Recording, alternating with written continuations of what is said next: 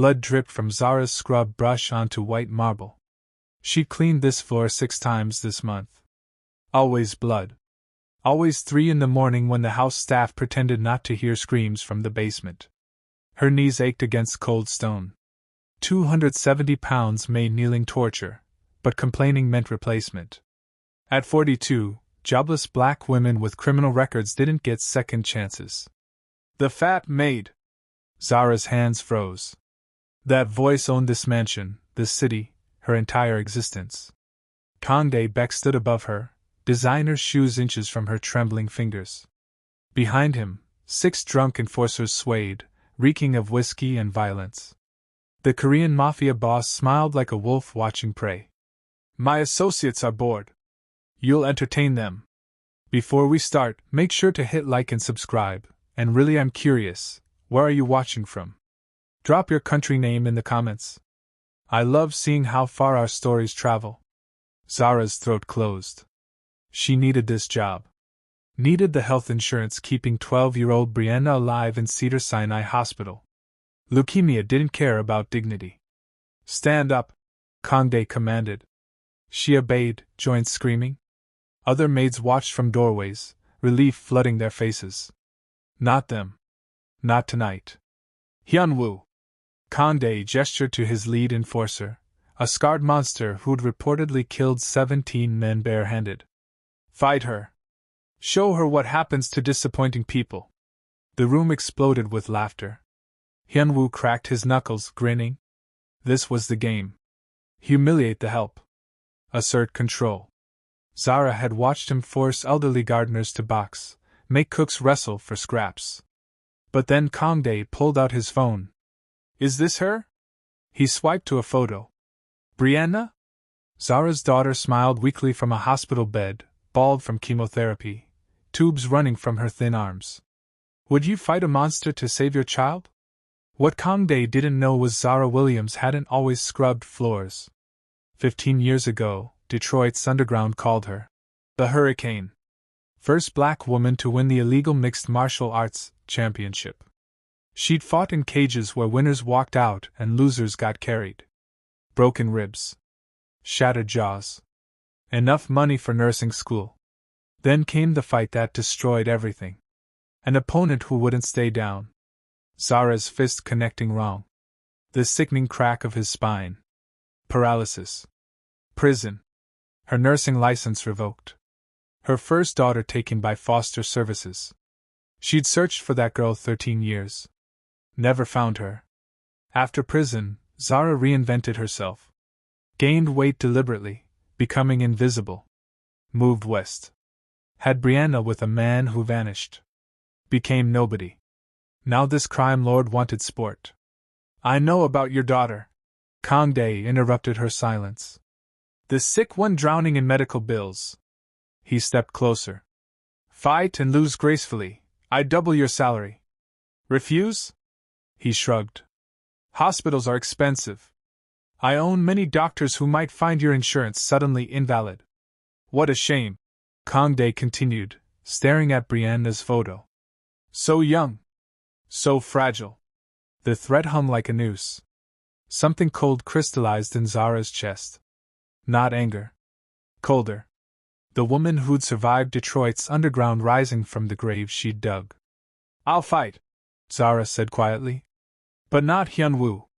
Silence crashed through the room. Conde's eyebrows lifted. No? You. Zara met his eyes for the first time in 3 years. Boss versus help. They'd love that. The enforcers shifted. Hyunwoo's grin died. Nobody challenged Conde back. But Conde laughed, delighted. You want to fight me? His eyes gleamed. When I humiliate you, you'll scrub floors naked for a week. Your daughter's insurance? Gone. When I win. Zara's voice steadied, 15 years of chains breaking. You release every trafficked worker here with $50,000 each. Pay my daughter's treatment in full. Never threaten a single mother again. Shocked murmurs erupted. Conde's face darkened, then split into a vicious grin. Deal. He shrugged off his jacket. This will be beautiful. They cleared the grand ballroom, marble floor slick under crystal chandeliers. Enforcers formed a circle, phones raised, streaming this to the syndicate's private network. Hundreds of criminals watching a mafia boss humiliate a maid. Except something changed. Zara removed her apron slowly, kicked off worn sneakers, rolled her shoulders back, and suddenly the other maid saw it. Posture. Balance. A predator's coiled readiness. Kangdae bounced on his toes, throwing practice jabs. He'd trained taekwondo since childhood, kept sharp with personal trainers. Fast. Arrogant. Undefeated because people feared fighting back. Last chance to beg, he mocked. Zara's answer was silence, and a stance any underground veteran would recognize instantly. Feet shoulder-width apart. Weight distributed perfectly. Hands loose but ready. Across the city, on a dozen screens, notifications pinged. The Beck network was watching. Kangdae threw his first punch, confident and cruel, aimed straight for her nose. Zara moved. Impossibly fast for someone her size. Her head slipped left, Kangdae's fist cutting empty air inches from her face. Professional. Practiced. Perfect. Before he could reset, her counter-strike landed dead center in his solar plexus. The sound echoed through marble halls. Flesh meeting flesh with devastating precision. Kangdae staggered backward, wind knocked from his lungs, eyes wide with shock. His mouth opened but no sound came. The laughter died instantly. Every enforcer's smile vanished. Phones trembled in their hands. This wasn't entertainment anymore. This was real. Hyunwoo stepped forward, hand reaching for his concealed weapon. Stay back. Zara's voice cut through the silence like ice. He made a deal. She didn't look at him. Didn't need to. Her eyes were dead calm. Empty. The eyes of someone who'd killed before and would again if necessary. The eyes of a woman with absolutely nothing left to lose. What happens when a monster realizes he's fighting a hurricane? Kangdae roared, launching himself forward with everything he had. Kicks snapped toward her ribs. Fists flew at her temple. His taekwondo training unleashed in desperate fury. Zara dismantled him piece by piece. She slipped his roundhouse, countered with a liver shot that made him gasp. His spinning back fist missed by inches. Her elbow caught his jaw, snapping his head sideways. Blood sprayed across white marble. 15 years of buried skill erupted through her body. Every movement calculated. Every strike professional. This wasn't rage. This was mathematics. Angles. Timing. Destruction. Kangdae threw a wild hook. Zara caught his wrist, twisted, heard the joint pop. His scream echoed through crystal chandeliers. The enforcers stood frozen, phones trembling. Should they intervene? Save their boss? Break the deal? Zara's fist connected with Kangdae's nose. The crack echoed like a gunshot. He dropped to one knee, blood pouring down his designer shirt. Across Los Angeles, in a mansion overlooking the city, a young Korean woman stared at her phone screen. Her hand flew to her mouth. She recognized that fighting style. Those exact movements. She recognized those eyes. Zara stepped back, letting Kangdae struggle to his feet. He lunged one final time, telegraphing everything. She executed the combination that once made her famous in Detroit's underground. Left jab to establish distance. Right cross to turn his head. Left hook to the temple. Spinning back elbow that connected perfectly. The Detroit Hurricane.